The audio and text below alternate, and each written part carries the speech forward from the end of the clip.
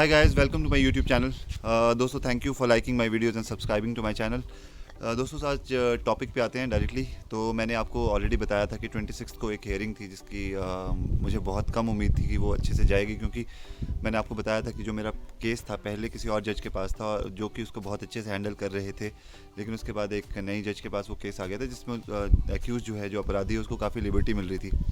तो और इंटरिम की एप्लीकेशन भी मैंने दी हुई थी 7 जनवरी को, और 7 के बाद 8 फरवरी की डेट आई। 8 को एक्यूज़ नहीं आया, 18 को एक्यूज़ आया, वो बहुत लेट आया। उसके बाद एक्यूज़ ने रिप्लाई फाइल नहीं किया इसका इंटरिम कॉम्पनसेशन का। तो मेरा क्वेश्चन यही था कि जब एक्यूज़ ने प्लीड नॉट गिल्टी कर दिया है तो उसको इंटरिम कॉम्पनसेशन के लिए रिप्लाई फाइल करने का क्या मतलब है।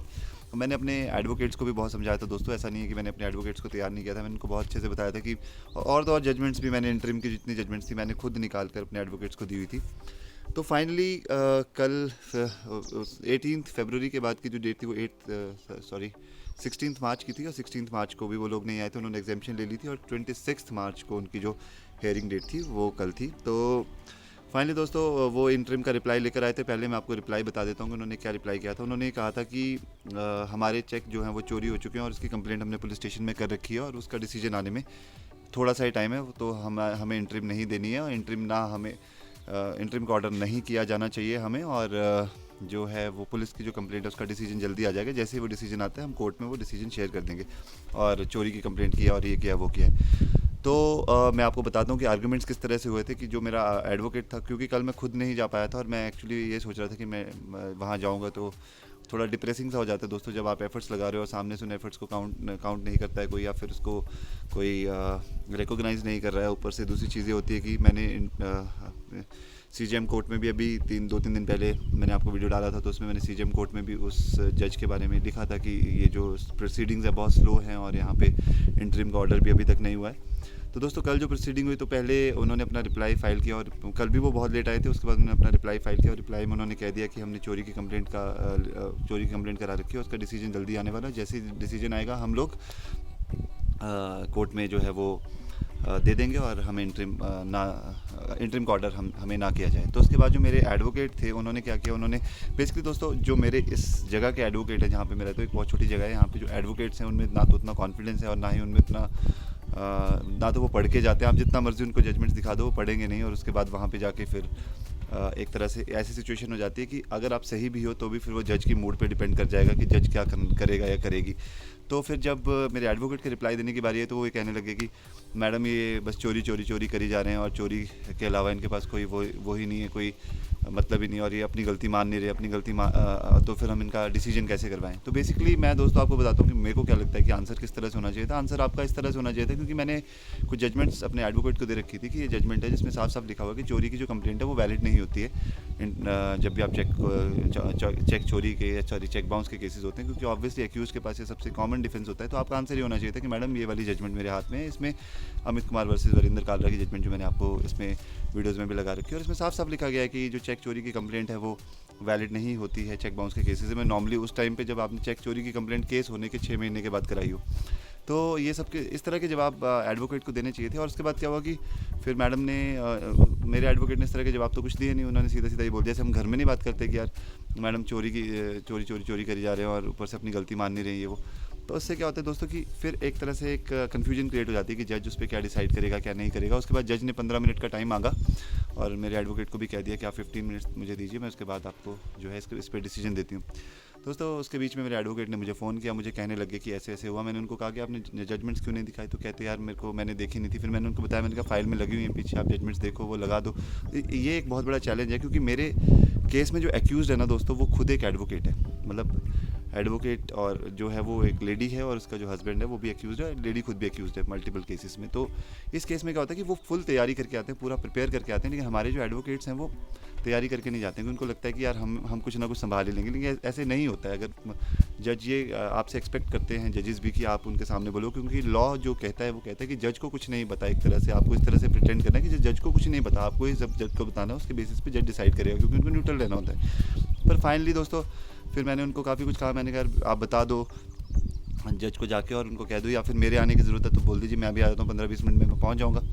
तो फाइनली दोस्तों फिर 15 मिनट के बाद जब जज का डिसीजन आया तो उन्होंने इंटरिम अप्रूव कर दी है। उन्होंने 60 डेज़ का टाइम पीरियड दिया है एक्यूज़ड को इंटरिम सबमिट करने के लिए उन्होंने कह दिया कि इंटरिम जो है वो आपको देनी ही पड़ेगी और 60 डेज़ का टाइम मिला है उनको एक्यूज़ को। और नेक्स्ट हेयरिंग डेट जो वो जून 1 की रख दी है उन्होंने। लेकिन अब मुझे इस चीज़ की प्रॉब्लम नहीं है कि जो हेयरिंग डेट है वो जून 1 की हो या जून 10 की हो, क्योंकि इंटरिम का अगर ऑर्डर होगा तो दोस्तों एक तरह से देखो इंटरिम में भी हम सब जानते हैं कि इंटरिम में भी 60 डेज़ का टाइम मिलता है। फिर वो लोग अपील करेंगे, अपील में वो हाई कोर्ट तक जा सकते हैं। हाई कोर्ट में पता नहीं वो जाएँ या ना जाएँ, क्योंकि हाई कोर्ट में उनकी पहले ही केस डिसमिस हो चुका है। तो इंटरिम के लिए तो वो जाएंगे भी तो अपना टाइम वेस्ट करेंगे, सेशंस में भी जाएंगे, हो सकता है सुप्रीम कोर्ट तक जाएँ। बस सुप्रीम कोर्ट तक जाते जाते तो उनका इतना खर्चा वैसे हो जाएगा अगर वो जाएंगे भी वहाँ पर और टाइम पास करेंगे भी। और वैसे भी अब इस छोटी जगह से इंटरिम का जो ऑर्डर लेना बहुत ज़रूरी था दोस्तों, क्योंकि यहाँ पे किसी ने इंटरिम के ऑर्डर्स आज तक कराए ही नहीं। अगर आप यहाँ के वकीलों से भी बात करो तो वो मुझे मूर्ख समझते थे कि इंटरिम के ऑर्डर्स तो होते नहीं है, इंटरिम के ऑर्डर्स तो ऐसे नहीं हो जाते हैं, जज पे डिपेंड करता है और इंटरिम के लिए तो आपको एप्लीकेशन देने की ज़रूरत भी नहीं पड़ती अगर जज को लगेगा तो। और कई बार यहाँ पे जजेस ने भी ऐसे बोल दिया। लेकिन दोस्तों जब आप एक एप्लीकेशन दे देते हो तो जज को उसको उसका आंसर देना ही पड़ता है, चाहे वो उसको रिजेक्ट करे चाहे वो उसको एक्सेप्ट करे, लेकिन उसको कुछ ना कुछ करना ही पड़ता है। तो फाइनली दोस्तों फिर 60 डेज़ का टाइम जो होता है उसके बाद वो 30 डेज़ और टाइम ले सकते हैं अगर अपनी फाइनेंशियल इमरजेंसी रखें। और उसकी वाइफ क्योंकि एक लॉयर है तो मुझे पता है वो 30 डेज़ का और एक्सटेंशन करा लेगी। लेकिन दोस्तों मैं इसमें एक और इम्पॉर्टेंट बात बताना चाहता हूँ आपको कि अभी भी जब लोअर कोर्ट से इंटरिम का उनको ऑर्डर आ चुका है तो उसका मतलब ये नहीं है कि वो आगे वाली कोर्ट्स में जाके पंगे क्रिएट करने की कोशिश नहीं करेंगे। क्योंकि अगर आगे वाली कोर्ट में वो इंटरिम के ऊपर कंसिडरेशन के लिए बोलते हैं किसी जज को, तो और अगर हमें बुलाया जाता है तो मेरे पास कुछ जजमेंट है जिसमें साफ साफ कहा गया कि लोअर कोर्ट में अगर इंटरिम हो चुकी है तो अपर कोर्ट ने कभी उनको डिनाई नहीं किया। अपर कोर्ट ने हमेशा कहा है कि इंटरिम देनी ही पड़ेगी और आपका केस कितना भी स्ट्रॉन्ग है वो आप बाद में केस को प्रूव करके आप बता सकते हैं। तो इस तरह की कुछ चीज़ें हैं दोस्तों, मुझे लग रहा है कि वो ज़रूर करेंगे। लेकिन मुझे लगता है कि इस तरह के जो आर्ग्यूमेंट्स हैं उनके चलेंगे नहीं ज़्यादा देर तक किसी भी कोर्ट में, चाहे वो किसी भी अपर कोर्ट में जाते हैं। तो यही मैं सोच रहा हूँ कि अभी जो डिसीजन हुआ है दोस्तों। और एक और मैं सबसे इंपॉर्टेंट बात बताना चाहता हूँ दोस्तों, क्योंकि आप सबको काफ़ी लोगों को ये उम्मीद थी, मैंने इस चैनल में बहुत बार बोला था इंटरिम कम्पनसेशन के चांसेस कितने होते हैं क्योंकि मैंने ये फर्स्ट टाइम केसेस करे चेक बाउंस के, मुझे कभी आइडिया भी नहीं था कि मैं ये सब चीज़ों में जाऊँगा ये करूँगा। फिर मैंने स्टडी किया चीज़ों को। लेकिन यहाँ पे जो स्ट्रगल है यहाँ के लोकल लॉयर्स के साथ वो मेट्रो सिटीज़ में नहीं होता। तो अगर आप मेट्रो सिटीज़ में से बिलोंग करते हैं तो आप अपने एडवोकेट्स को डायरेक्टली बोल सकते हैं कि इंटरिम जो है, और वो अच्छे से आर्ग्यू भी कर लेते हैं। यहाँ पे आर्ग्यूमेंट्स का भी प्रॉब्लम होता है, यहाँ पे एडवोकेट्स आर्ग्यू भी नहीं कर पाते अच्छे से। तो और मैं थोड़ा सा कंसर्न इसलिए हूँ क्योंकि जो सामने वाली पार्टी जो एक्यूज़ड है उसके घर पे खुद एक एडवोकेट बैठी, उसकी वाइफ जो कि खुद एक एक्यूज़ड है। तो इसलिए मैं अपने लॉयर से एक्सपेक्ट करता हूँ कि वो थोड़ी प्रिपरेशन करके जाएँ, पढ़ के जाएँ जजमेंट्स को, क्योंकि इतना ज़्यादा तो कुछ याद रखने वाला है नहीं। अपने पास हैंडी रखो वो सारी चीज़ें, अपने नोट्स बना के रखो, जज के सामने बोल दो, उसमें कोई बड़ी बात नहीं है। दोस्तों इसी के साथ और एक और चीज़ मैं कहना चाहता हूँ, अगर मेरे ये वीडियो जो है वो अगर कोई एडवोकेट्स भी देखते हैं तो मेरी उनसे एक रिक्वेस्ट है कि जब भी आप किसी क्लाइंट के लिए फ़ाइट करें तो आप अच्छे से फ़ाइट करें, पढ़ कर जाएँ।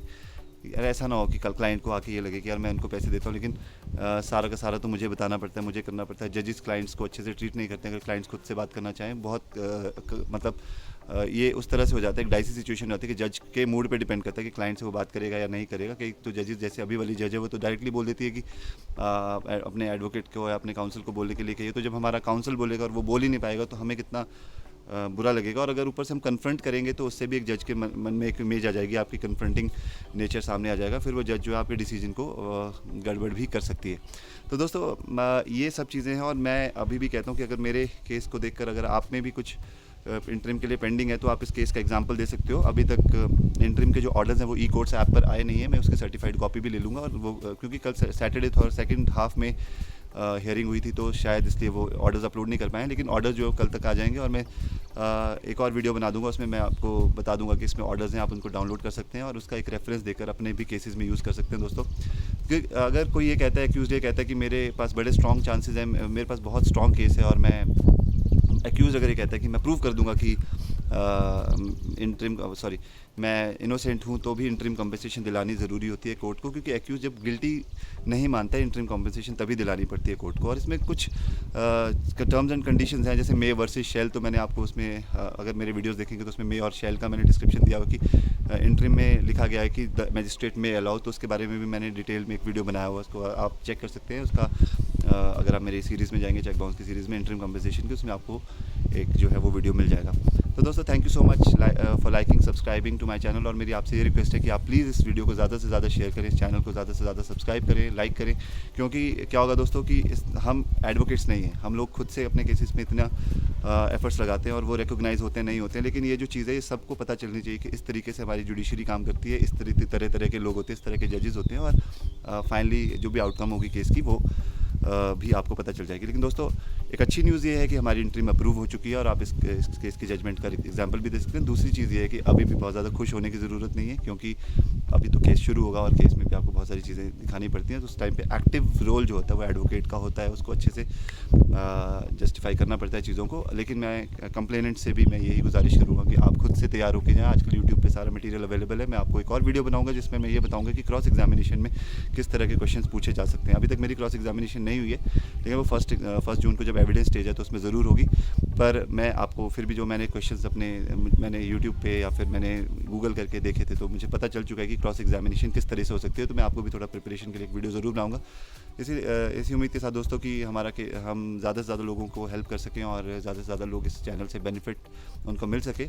और दोस्तों एक और चीज़ मैं आपसे बताना चाहता हूँ कि वारंट्स इशू हो चुके हैं मुंबई कोर्ट से अगेन इन दोनों एक्यूज़ के अगेंस्ट। तो और वो अभी जो है वो 1-2 दिन तक मेरे पास आ जाएंगे, फिर मुझे वो पुलिस में जाके एग्जीक्यूट कराने पड़ेंगे। लास्ट टाइम मैं नहीं करा पाया था एग्जीक्यूट, मैं नहीं जा पाया था। तो इस बार हमारे पास काफ़ी टाइम है उन वारंट्स को, मुंबई वाले वारंट्स को एग्जीक्यूट कराने का। तो लेट्स सी क्या होता है, उसके लिए भी मैं आपको अपडेटेड रखूँगा हर चीज़ से। Thank you so much.